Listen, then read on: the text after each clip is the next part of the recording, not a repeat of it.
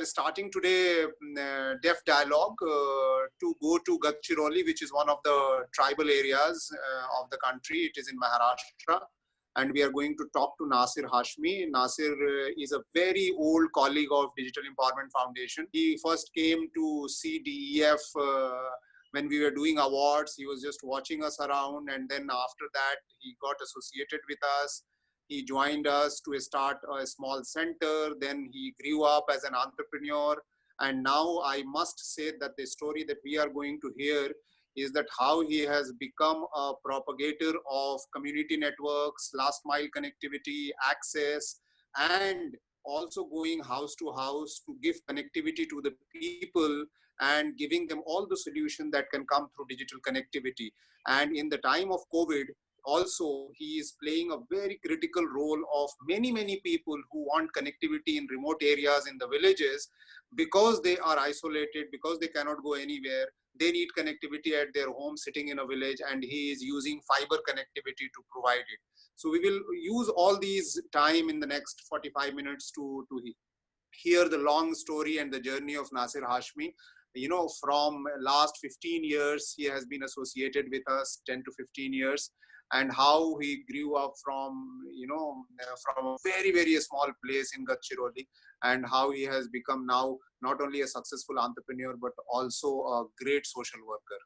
So welcome Nasir in the Deaf Dialogue, and we are going to discuss this. Thank you very much for finding time to join us. And thank you for, becoming a success story for Digital Empowerment Foundation and for the country. Nasir, ये बताइए कि आजकल Covid के time में आप क्या कर रहे हैं? कोविड कैसे आपके एरिया को, ये ट्राइबल एरिया है, रिमोट एरिया है, पिछड़ा इलाका है, सारी तरह की परेशानी होगी वहां पे, मजदूरों की, माइग्रेंट लेबर्स की, आदिवासियों की, पिछड़ापन की, सब कुछ की, और उस पर से कनेक्टिविटी और एक्सेस की। तो अभी आप क्या कर रहे हैं, कैसे काम कर रहे हैं? कोविड ने आपके एरिया को कैसे इम्पैक्ट किया है? देखिए, कोविड जब स्टार्ट हुआ था तो शुरुआत में तो ऐसे चल रहा था कि पूरे महाराष्ट्र में गढ़चिरौली एक ऐसा जिला था जो कोविड से प्रभावित नहीं हो पाया था। और पहले 1 माह तक, 1 से 1.5 माह तक जब पूरी तरह से लॉकडाउन था, लोग इधर से उधर नहीं आ जा पा रहे थे, तो 1 से 1.5 माह तक यहाँ पर कोविड का कोई प्रभाव था ही नहीं, क्योंकि कोई बाहर से आ ही नहीं पा रहा था। तो उसके बाद में बीच में ऐसे हो गया कि मुंबई से कुछ लोगों का यहाँ पर जो माइग्रेंट लेबर्स थे वो वापस आए, और वो माइग्रेंट लेबर्स जब वापस आए तो उनके साथ में कोविड भी यहाँ पर उनके साथ आया। बट ये खुशकिस्मती समझिए गढ़चिरौली की कि यहाँ का जो लोकल एडमिनिस्ट्रेशन था, उन्होंने बहुत प्रिपरेशंस कर रखी थी इसके लिए। जो बाहर से आए थे उन लोगों को बाहर ही आइसोलेट किया था, स्कूलों में किया था, कहीं हॉस्टल्स में किया था, गवर्नमेंट हॉस्टल्स में। तो उसके चलते कोरोना का लोकल स्प्रेडिंग, जिसे हम कम्युनिटी स्प्रेडिंग बोलते हैं, उस तरह का कम्युनिटी स्प्रेडिंग यहाँ पर नहीं हो पाया, ये एहतियात लेने की वजह से।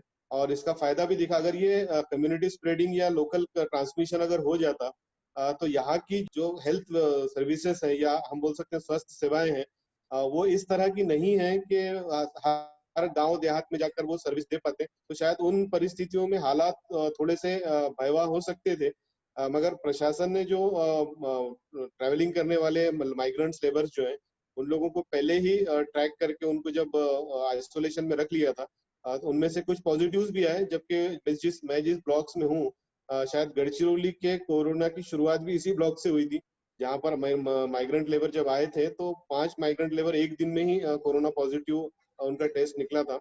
उसके बाद से तो हालात अभी तो सामान्य हैं। अभी फिलहाल हमारे ब्लॉक्स में कोरोना एक्टिव जो है वो बिल्कुल 0 है। 9 टोटल हो गए थे लेबर, जिसके अंदर में पूरे डिस्ट्रिक्ट के अंदर में 46 या 47 कोरोना पॉजिटिव केसेस सामने आए थे।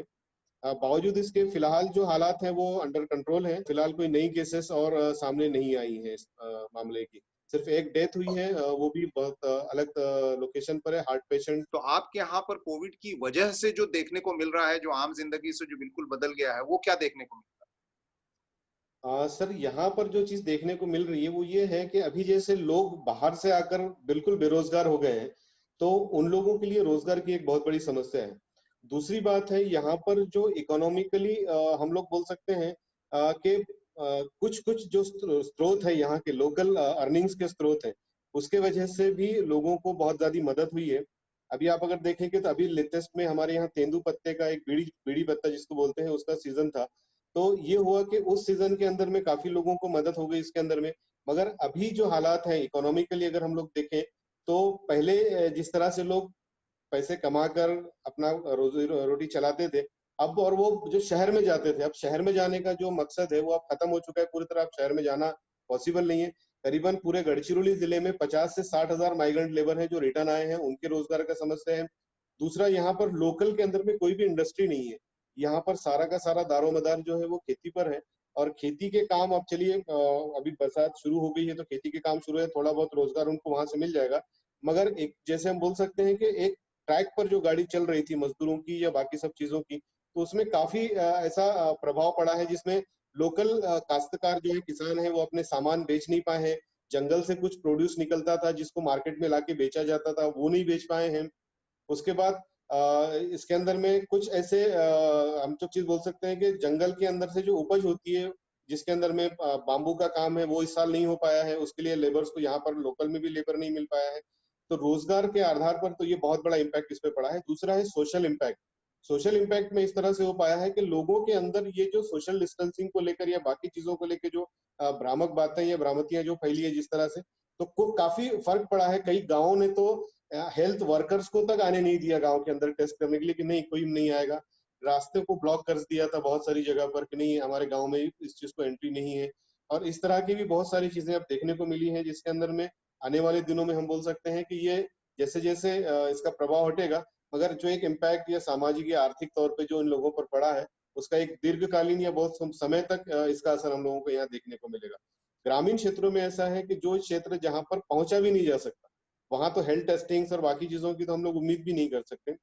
मगर ये जो प्रिकॉशंस हुई है कि लेबर्स आने के बाद उनको आइसोलेट किया गया, उनको रोड पर ही ट्रैक किया गया, उनको इसी तरह पर रखा गया, तो उसके वजह से थोड़ा फायदा उसमें पहुंचा है। बट यहाँ पर टेस्टिंग्स के मामले में और बाकी जो फैसिलिटीज है, क्योंकि आप देख सकते हैं यहाँ हेल्थ की फैसिलिटीज जो है वो एक सब डिस्ट्रिक्ट हॉस्पिटल है जो करीबन समझ सकते हैं हम लोग के 50 से 60 हजार पॉपुलेशन के आसपास में एक हॉस्पिटल है। तो वहां पर सिर्फ 2 ही वेंटिलेटर्स है। अगर बहुत क्रिटिकल होती तो वो सिचुएशन खराब हो सकती थी। तो सामाजिक और आर्थिक स्तर पर हम देख सकते हैं कि गढ़चिरौली के इन ग्रामीण क्षेत्रों में अभी तो फिलहाल हालात थोड़े से नाजुक हैं। और आने वाले दिनों में हम उम्मीद करते हैं कि खेती वगैरह के कुछ काम जो अब शुरू हो रहे हैं, तो इसमें लोगों को रोजगार मिलेगा। मनरेगा के कामों में भी कुछ लोगों को मदद हो गई थी, बट वो उस तरह से नहीं कि वो रोजी रोटी कर पा रहे हैं।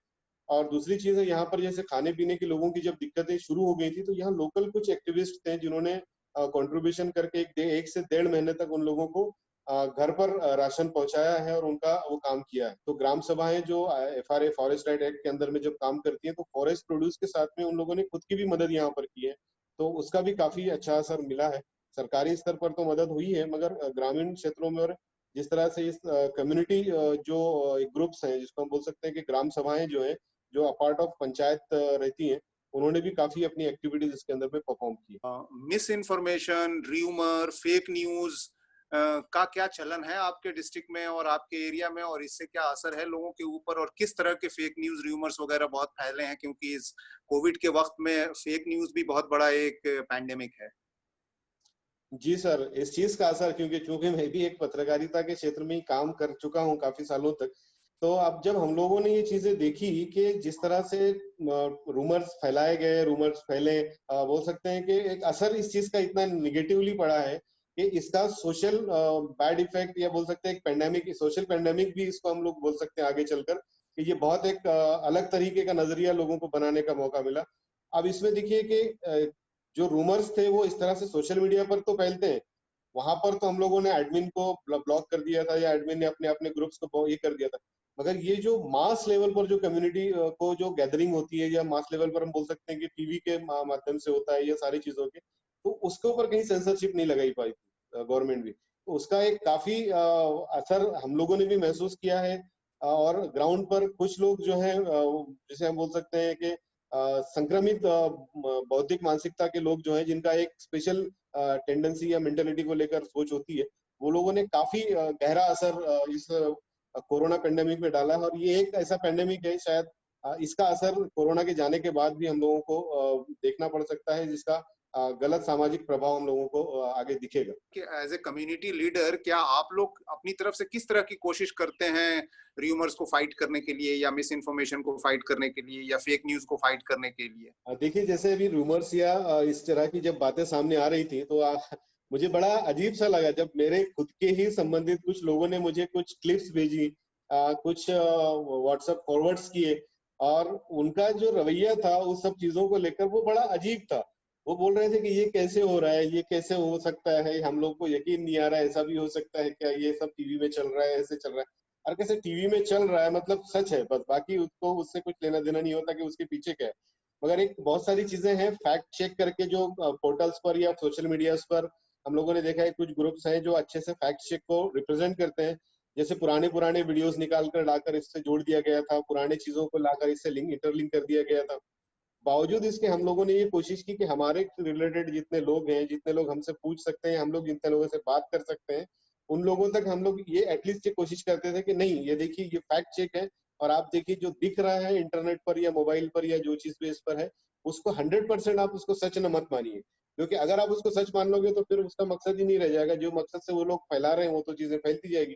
तो हम लोगों ने कोशिश की कि कम्युनिटीज में जाकर एटलीस्ट पॉसिबल है कहीं जाकर तो बात करना, या फिर नहीं है तो किसी कम्युनिटीज पर किसी ने अगर हमको फॉरवर्ड किया है तो किसी ग्रुप्स में उसको फिर उसको रिप्लाई देना कि नहीं देखिए आप जो बता रहे हो या जो चीज आपके पास आई है वो सही नहीं है, ये सच ये है, और आप इस सच को उसको आगे मत बढ़ाइए।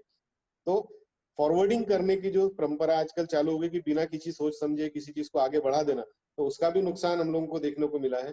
और ये चीजें हम लोग समझते हैं कि हम लोगों ने जैसे हमारे पास जो एक व्हाट्सएप मैसेज ग्रुप है या एसएमएस ग्रुप है या हमारे फेसबुक अकाउंट्स हैं, तो मे भी हम लोग कोशिश करते हैं कि जहां तक हो सके उन लोगों को वहां पर ये बताने की कोशिश करें कि जो आपके पास आया है मटेरियल उसकी कितनी क्या बोल सकते हैं हम, सच्चाई है, वो आप लोग भी पड़ताल करें। और फैक्ट चेक्स जैसे कुछ लिंक्स अवेलेबल हैं। आज तो ऐसा है कि इंस्टेंटली कोई चीज आती है तो उसका फैक्ट चेक कहीं ना कहीं से कोई ना कोई करके वहां पर अपलोड कर देता है।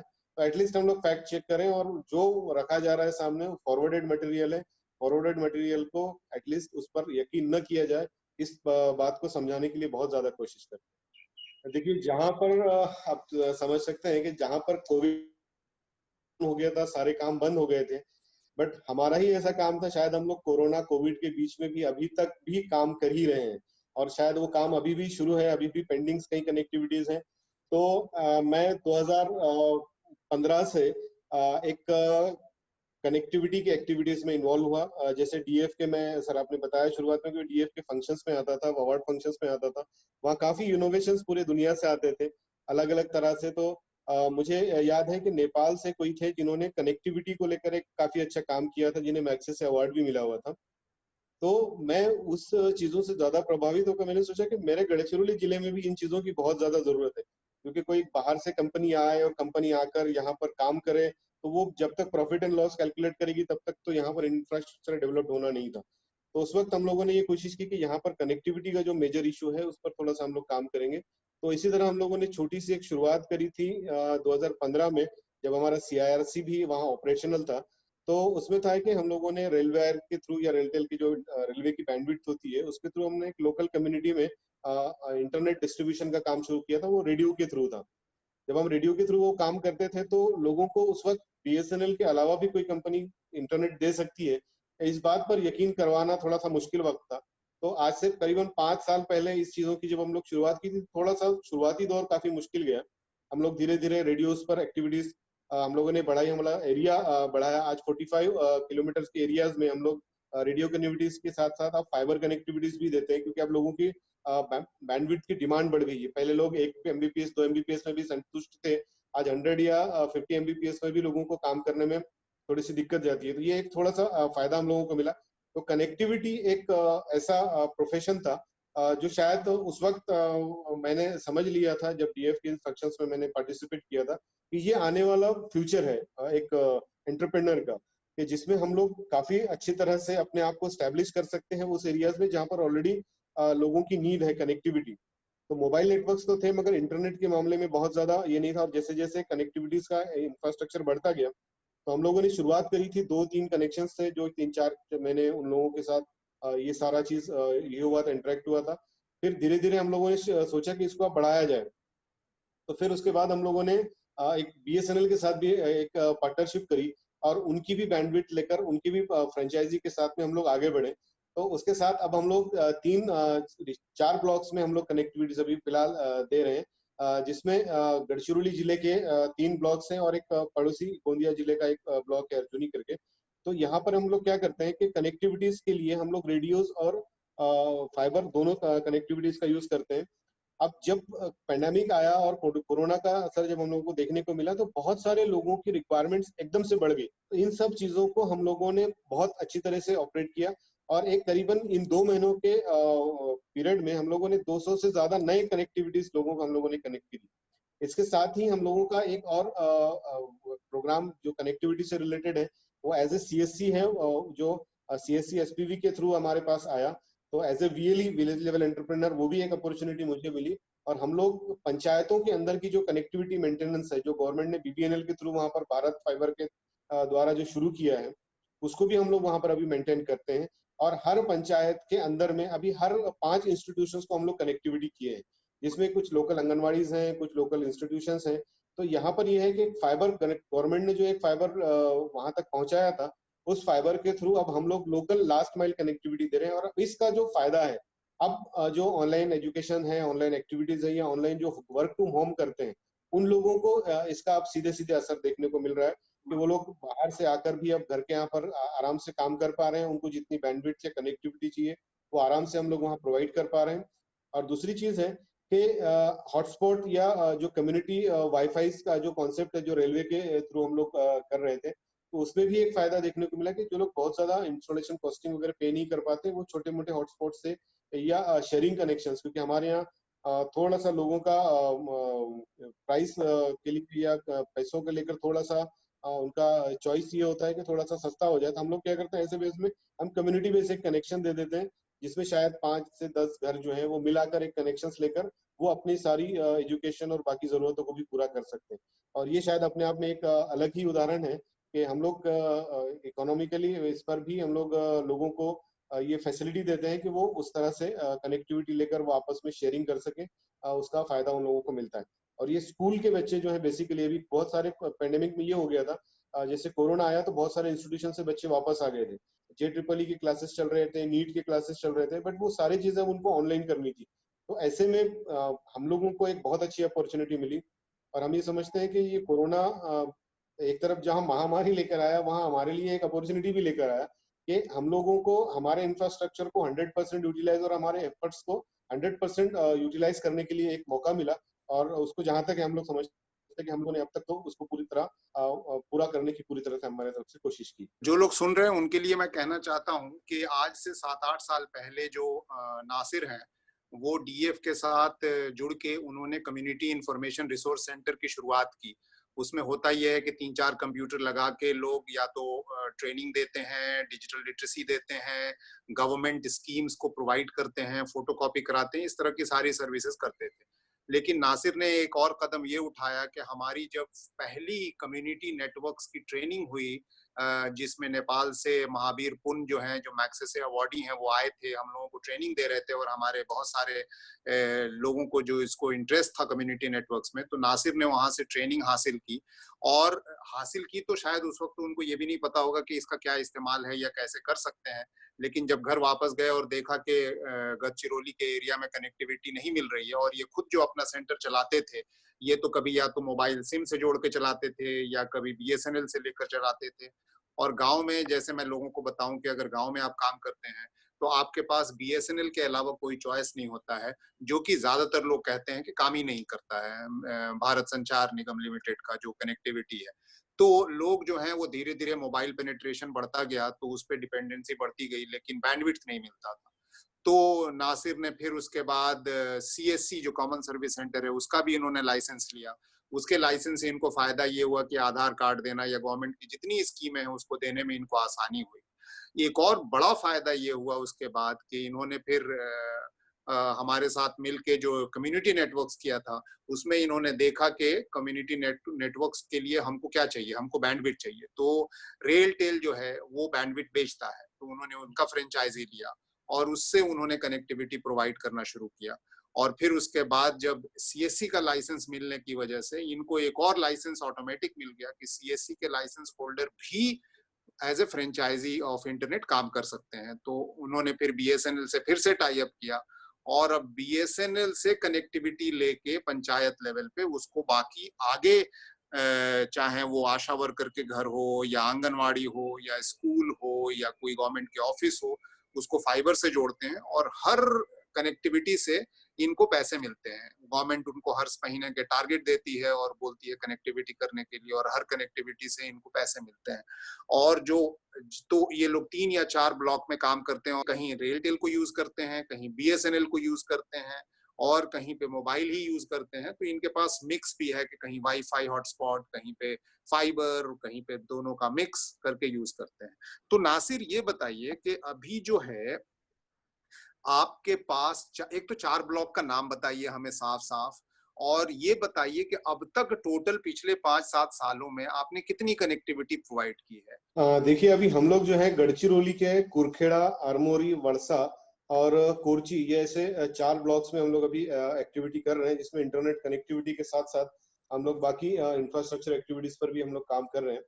अभी इसमें जैसे देखिए, वड़सा ब्लॉक जो है ये एकमात्र रेलवे स्टेशन है गढ़चिरौली का, जहाँ से हमें रेलवे की बैंडविड्थ या इंटरनेट कनेक्टिविटी हमें मिली है। तो वहां पर जो हमारा अभी का जो कस्टमर बेस है लोकल का, वो 350 के करीब है, जिसमें सारे बिजनेसमैन, इंडस्ट्रीज और सारी सारी चीजें हैं। इसके बाद आरमोरी करके जो ब्लॉक है, वहां पर भी हमारा एक 70 से 80 कस्टमर्स का बेस है, जो हम लोगों ने वर्षा से एक 26 किलोमीटर रेडियो कनेक्टिविटी ले जाकर वहां पर हम लोगों ने अब किया हुआ है। उसके बाद कुरखेड़ा ब्लॉक है, कुरखेड़ा ब्लॉक के अंदर में भी हम लोगों के करीबन एक 125 कनेक्टिविटीज के आसपास है, जहां पर पंचायतों की जो कनेक्शंस हैं वो 50 के करीब हैं, जिसमें हर 50 जो पंचायत है उसके अंदर में 5-5 जो है वो सारे इंस्टीट्यूशन है। मतलब ये कुल मिलाकर समझ लीजिए एक 550 से 600 के करीब पूरा का पूरा कस्टमर बेस है, जिसको हम लोगों ने रेडियो और फाइबर के थ्रू अभी कनेक्ट किया हुआ है। इसमें अब 30% जो है वो हमारे स्टूडेंट कैटेगरी के लोग हैं, जिनको ऑनलाइन एजुकेशन के लिए ये इंटरनेट की कनेक्टिविटी चाहिए थी। उसमें 10% बिजनेस वाले हैं। बाकी के जो 50% है वो हाउस यूजेस वाले लोग हैं, जो होम यूज के लिए यूज करते हैं। आजकल स्मार्ट टीवीज बाकी सब चीजें जो आ गई हैं, उन चीजों के लिए वो लोगों का रिक्वायरमेंट है। पहले ऐसे था कि लोग 1 MBPS 2 MBPS की बैंडविड्थ पर हम लोग उनको डील करते थे, क्योंकि उस वक्त बैकएंड से भी कनेक्टिविटी का ये था। अभी एप्लीकेशंस और सारी चीजें बढ़ गई हैं, तो अभी मैक्सिमम जो यूजर्स हैं वो 20 to 50 MBPS का प्लान प्रिफर्ड करते हैं।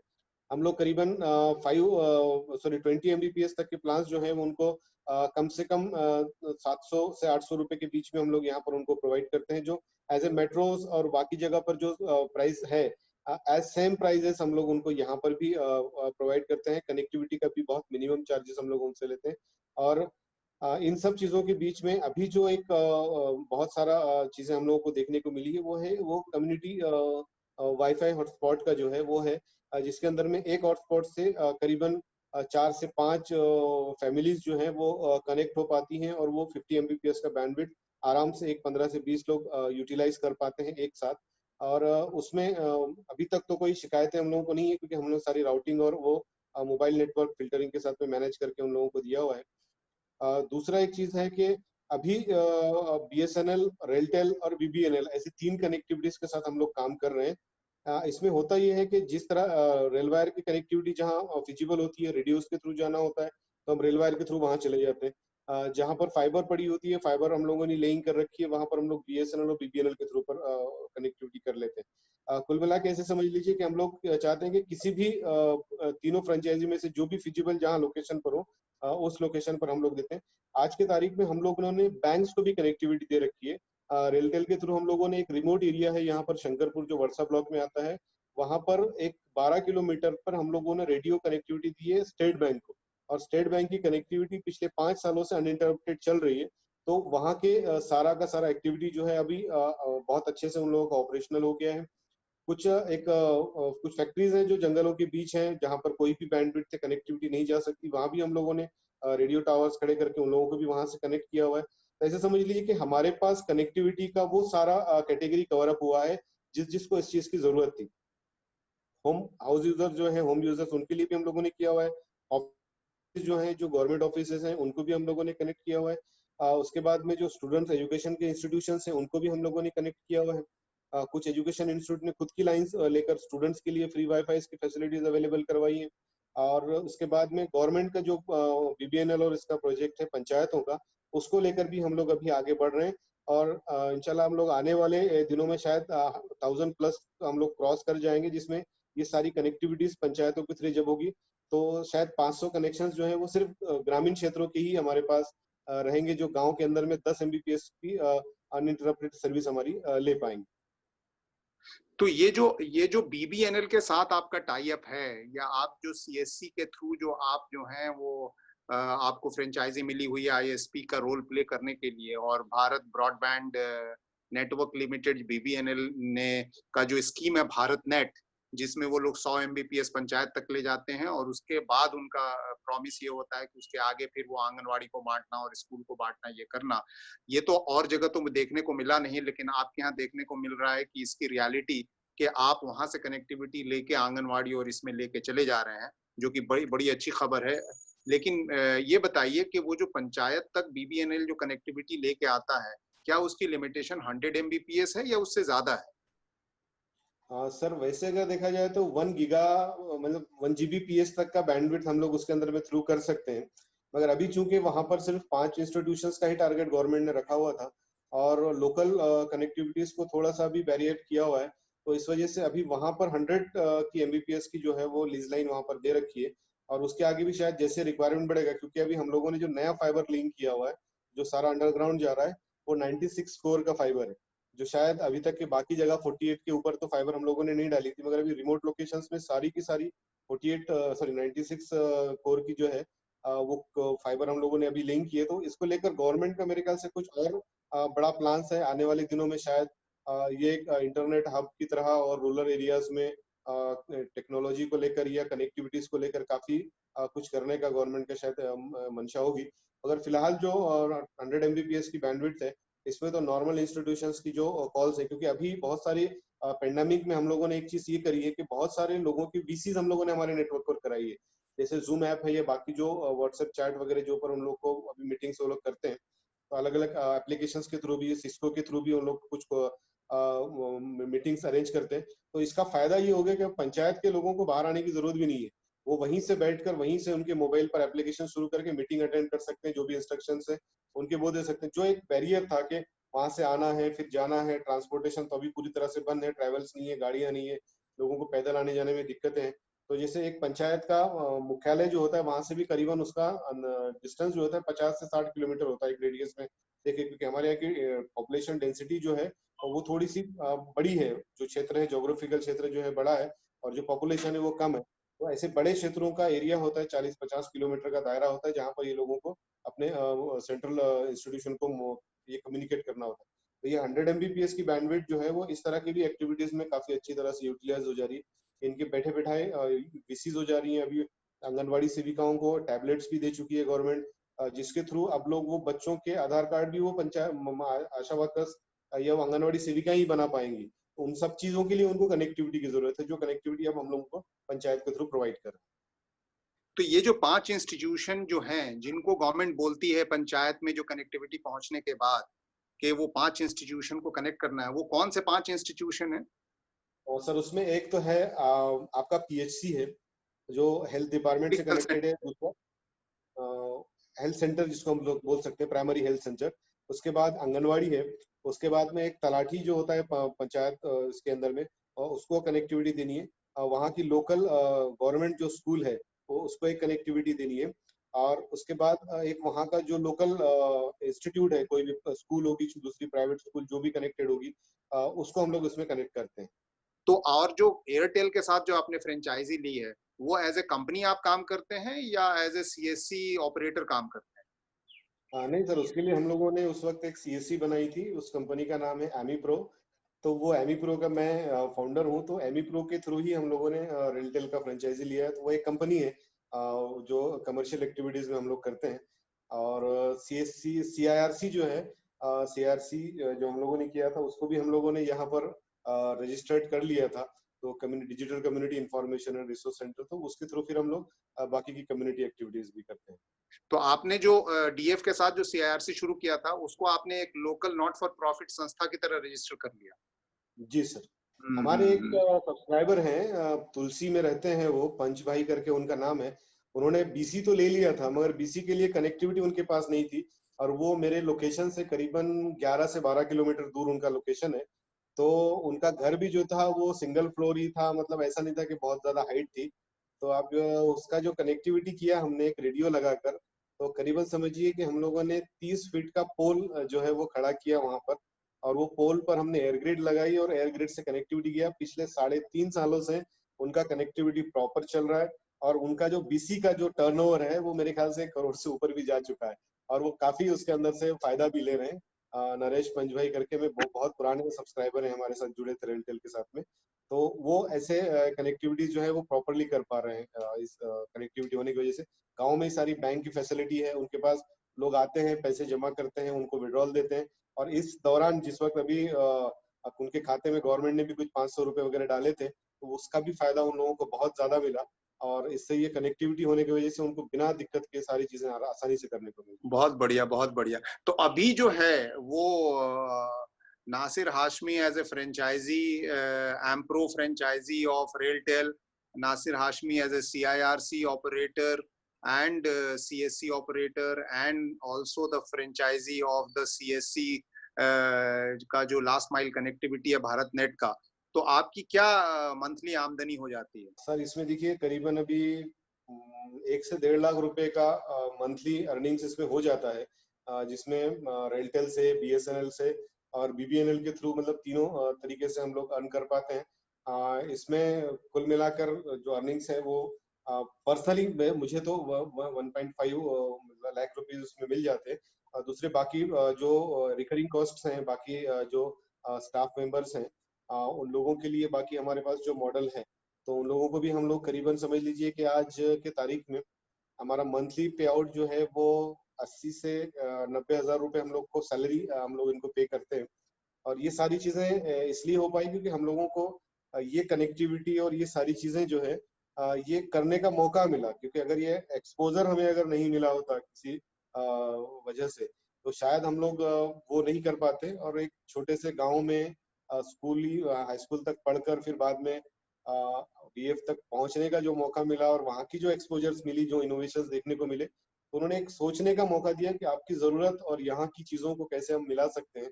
और वही हुआ कि हम लोगों ने एक कंटिन्यूअसली उसी चीज पर हम लोगों ने काम किया, एक 15 साल तक हम लोग उसी चीज पर लगे रहे, और उसका शायद फायदा आज हम लोगों को देखने को मिल रहा है। मेरे एक्चुअली भाई भी हैं जो दो, वो भी मेरे साथ इसी सारे बिजनेस में इन्वॉल्व है। वो भी कनेक्टिविटीज के काम देखते हैं, वो भी एक सीआरसी चलाते हैं।